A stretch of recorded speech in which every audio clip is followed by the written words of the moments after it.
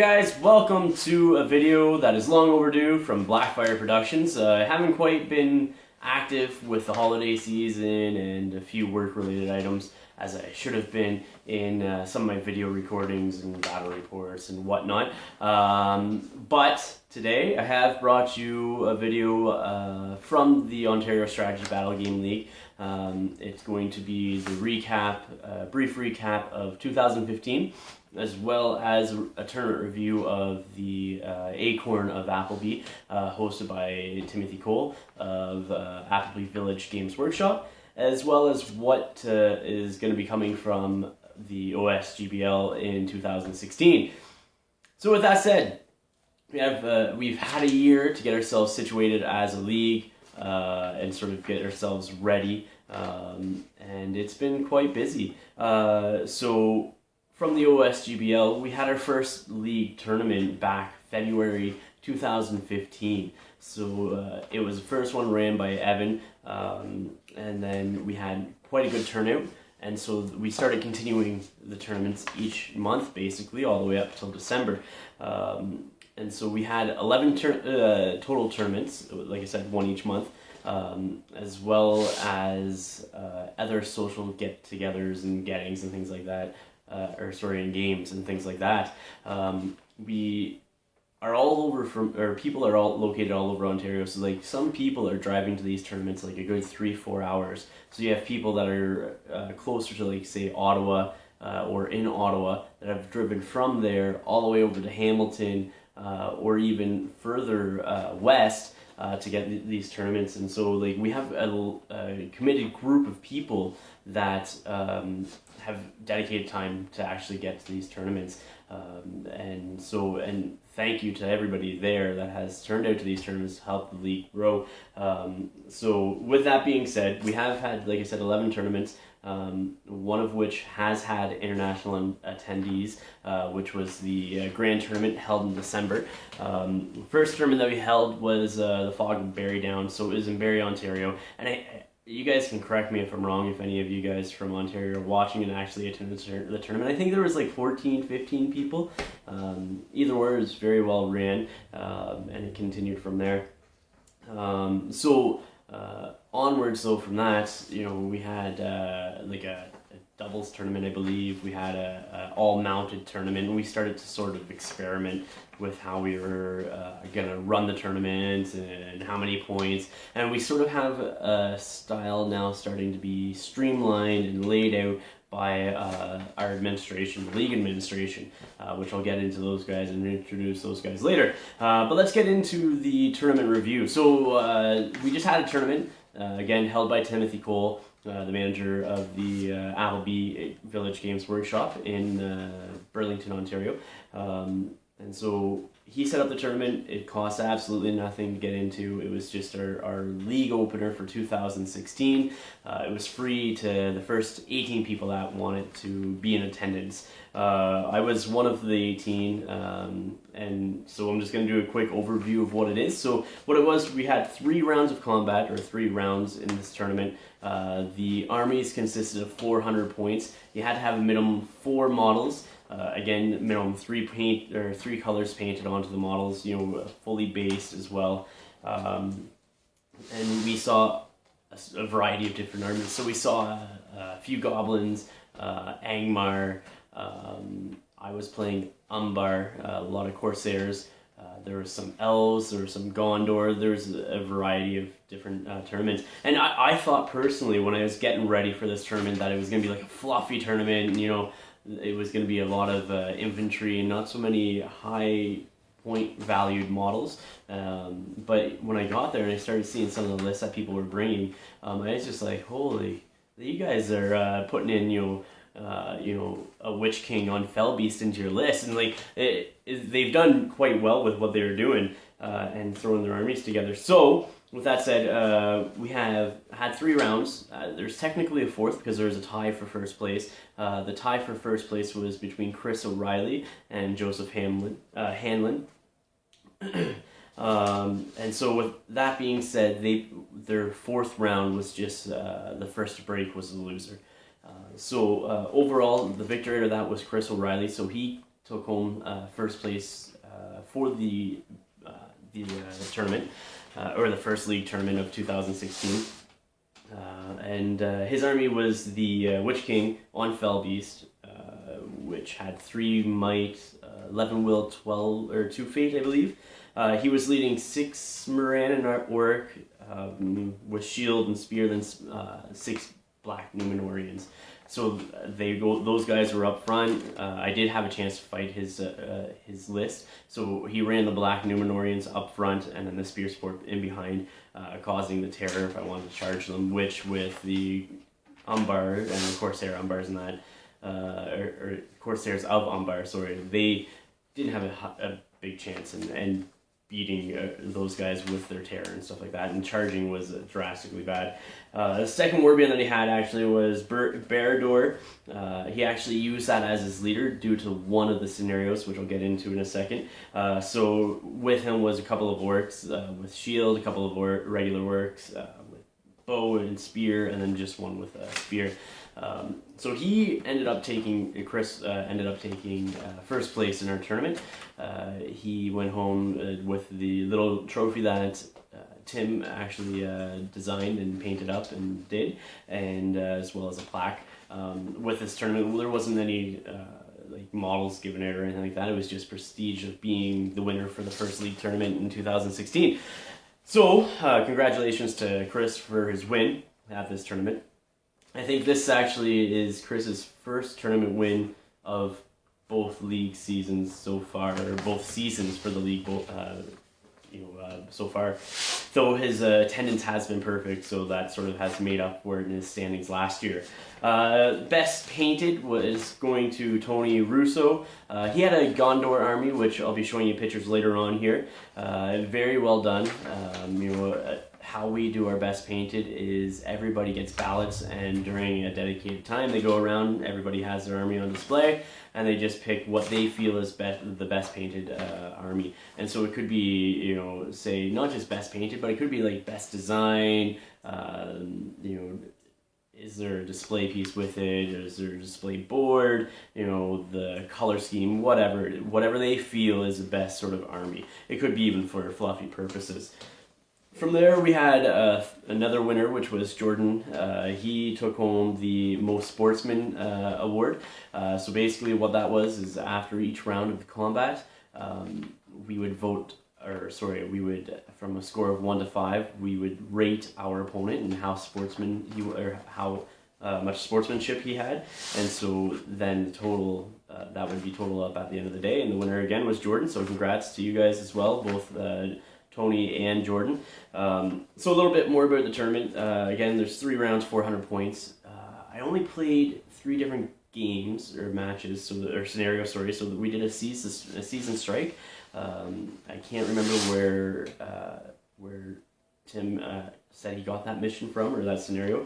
We did Lords of Battle as well as Clash of Champions. So what would happen is you'd go to a table. It would be a dedicated mission for each table.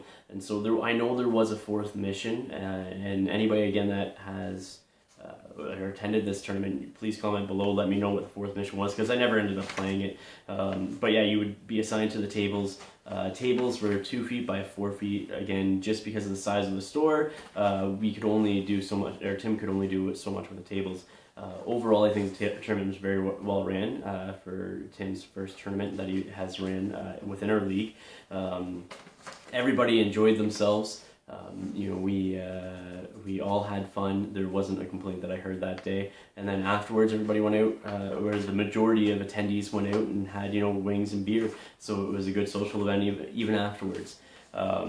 So next, I'm going to be showing you some pictures, so stay tuned, keep watching, and you'll see, I'm going to show you different pictures from just group shots, different display boards, different armies, things like that. And then, we'll go on to what's coming up in 2016.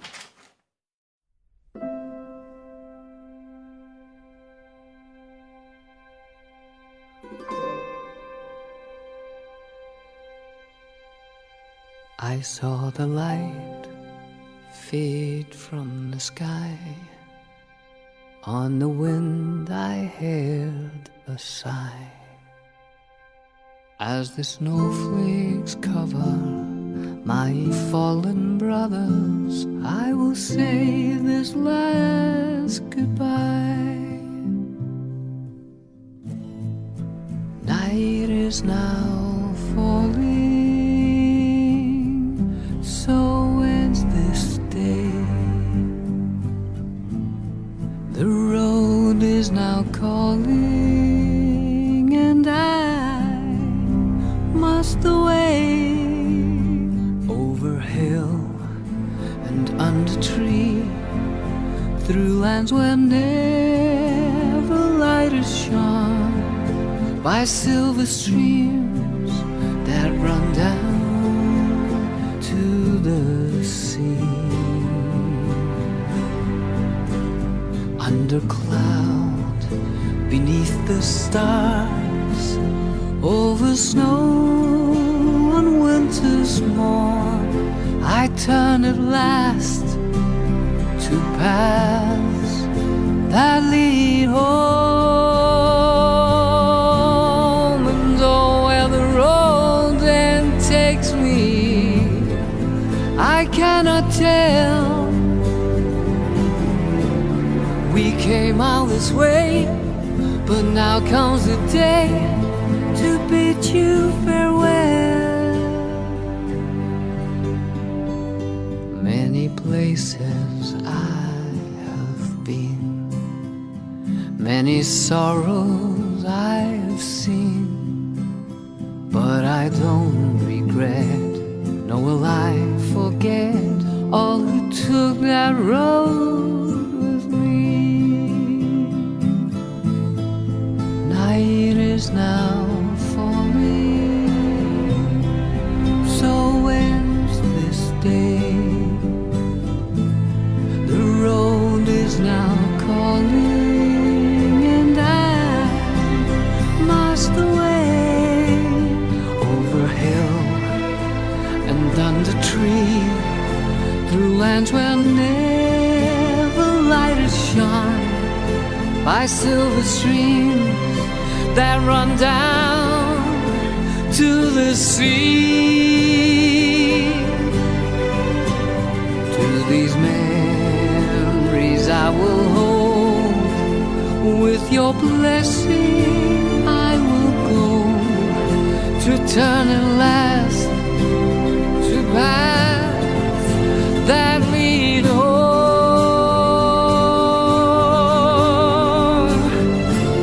And oh, where the road then takes me, I cannot tell. We came all this way, but now comes the day to bid you farewell.